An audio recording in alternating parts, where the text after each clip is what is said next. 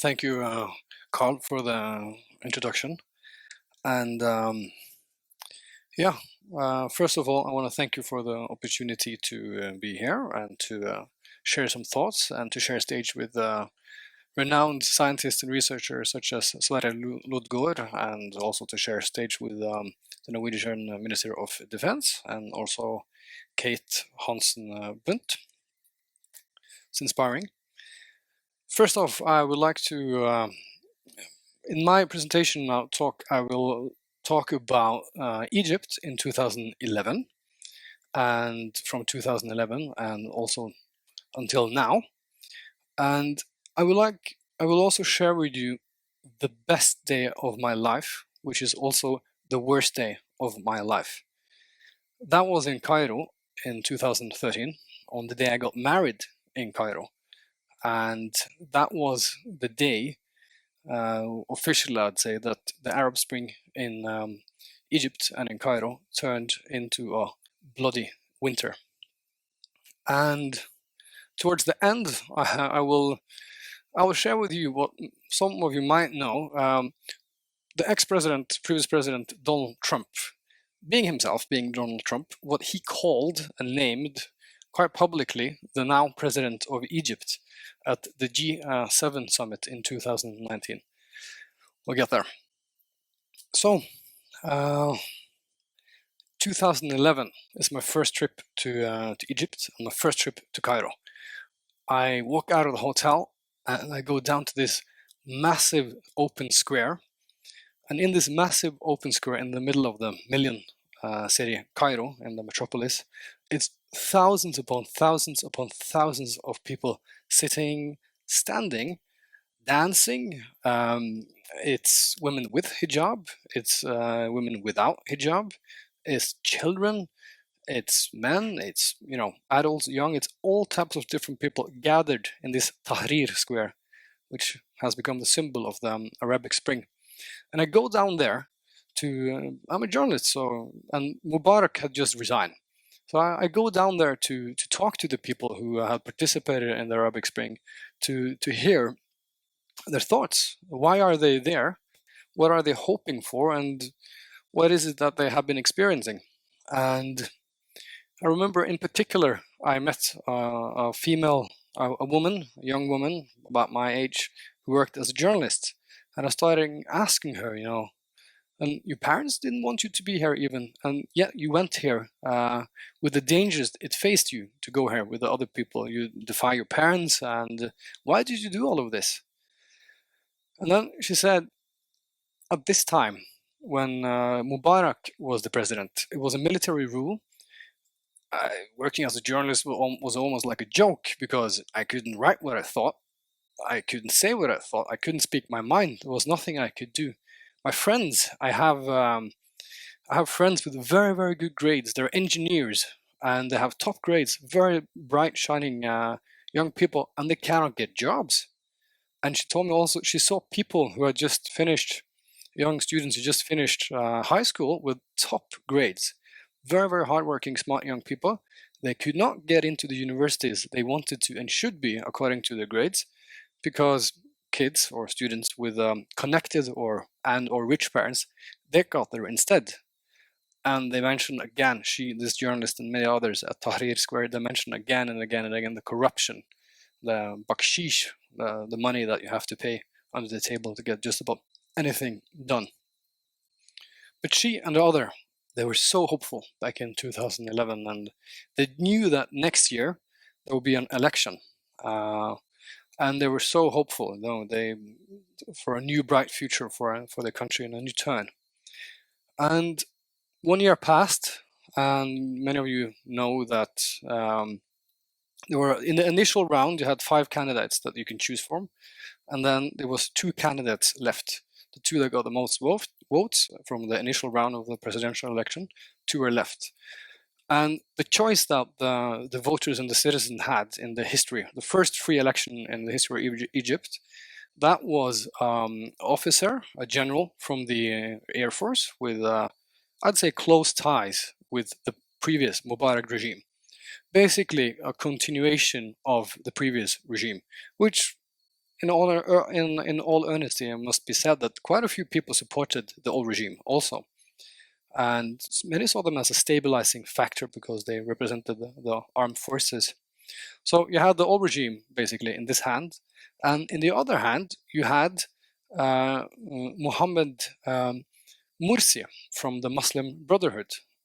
There was a Islamistic movement that was also quite popular, especially in the rural areas.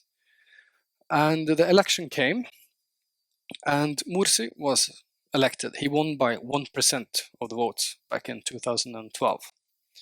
And he and his government, the Muslim Brotherhood, they governed the country for just about 1 year.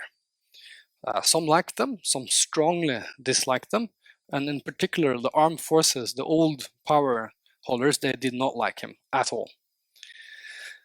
And now we move back forward in time to the summer of 2013, and as many of you remember, then in protest, or how to say, in protest of Mursi was doing, at least claiming, this general Abdul el-Sisi, I think he was also the previous intelligence head of the Egyptian intelligence, Egyptian army strongman.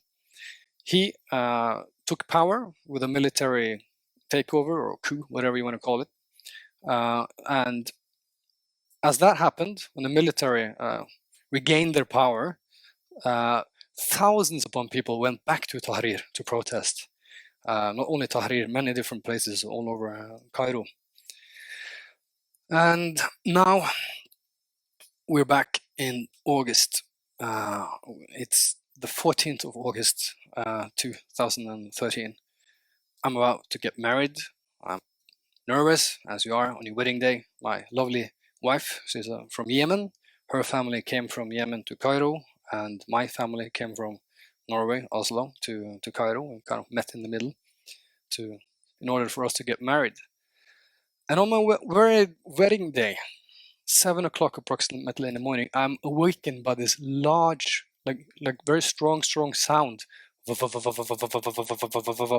And I stumble, half awake, half asleep out of the bed, go to the hotel balcony, the hotel room, and I pull the curtains outside, pull the curtain aside, and I look out. I open the door and look out, and just above my head, there's a large military helicopter hovering with armed people with automatic weapons hanging out of the doors. And then I hear the shooting, and then I hear the screaming. Literally just hundreds of meters away. I can see it and I can hear it. The military is manifesting its return and the way they want to rule this country. It was a sit-down protest just outside the hotel, just next to the Cairo University, a square full of thousands of people who are protesting against the military takeover. And the army went in against the protesters with automatic rifles, armored cars, tanks, helicopters, whatever you can imagine. And it was mostly peaceful protesters. And that is a day I will never forget. I remember the screams, I remember the sounds, I remember the sights, even the smell of the army going in and doing what they did towards the protesters. And I guess that was the day when the Arabic Spring was crushed, as I said, into a bloody winter for Egypt. And after that, when Abdel Fattah Sisi had said, what worked before will not work again, you saw quite peaceful, mild oppositional voices from before that was tolerated under Mubarak even. They were put to jail. They put family members of the Muslim Brotherhood in jail. They had trials where members of the Muslim Brotherhood, by let's say 100 people of them, were on trial in the same time. The trial lasted for an hour and they got lifetime or worse. And that was basically the army coming back and taking over and say, we'll have no more of this. Now you will have stability and security and no more of this. Muslim Brotherhood. And we can fast forward now to 2019. I land back again in Cairo, and I'm curious how people see How are they living now? How are their lives now? So I land in Cairo, I go out of the airport and I go into a taxi, and luckily the taxi driver is speaking a little bit English. So I ask him while we drive towards the city center how it's like, and I crack jokes, but like, how is it with the new guys in the government now? And then he stops talking completely. His eyes goes back.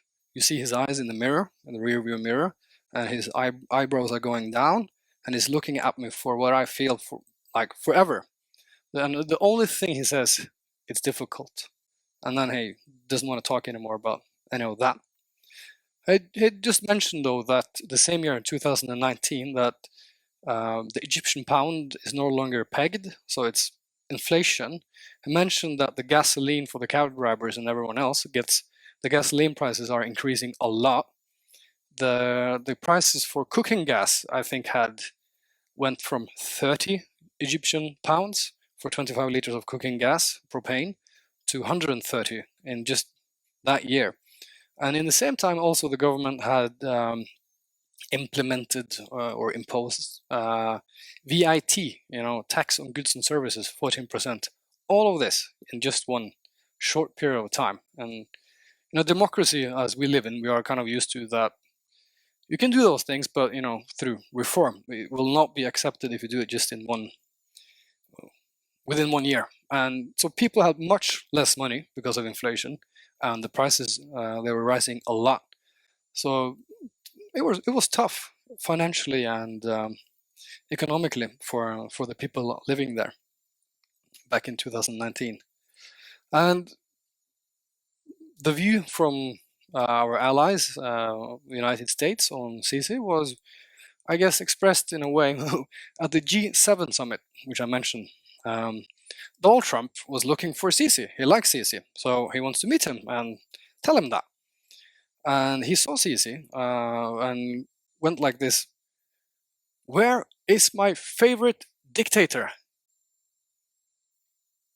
And Sisi became very quiet, according to the people who saw this, and he didn't like it. But Trump, he meant it well, because he sees him as a representative of something predictable, something stable, and something that he can work with. And I guess that is representative also of the previous president that might express himself in a different way, I guess, but it's kind of, I think it speaks for the way they see it. So, and also, in order to understand the why the armed forces are so powerful in Egypt, is if you look at the economy, half of the money in circulation in Egypt are within the army economy. Half of it. They have also the money that the taxpayers are paying that goes to the armed forces is unknown, because they have basically secret budgets. You don't know how much or how the money is being spent, so they don't have to answer to basically anyone. And one in science of political science and economics, we know what that can lead to. So the army is back now. In the same time, the people who were there at Tahrir Square protesting, they have smartphones, they have access to social media, they know and remember still, the ones I talked to that dare to talk, they know how life was back then, and people are poorer now, have, or at least very, very difficult economical situation. And that leads me to the final story I would like to share with you tonight. Now we go back to 1798. Napoleon came to invade with his campaign to invade Egypt in 1798. And he was known for, he could turn just about anyone his way without firing one single bullet. He was looking for exact that thing when he came to Egypt, when he landed in the harbor of Alexandria, beautiful harbor, big one. And he landed there and was wanting to turn everything over in Egypt and make it go his way, like he was known for. So he disembarked out of his ship, and he steps out of the harbor, according to the legend, folklore of this story. And the first thing he asked the people there is, "What is the price of bread in Egypt. And with that, I would like to say thank you for inviting me here.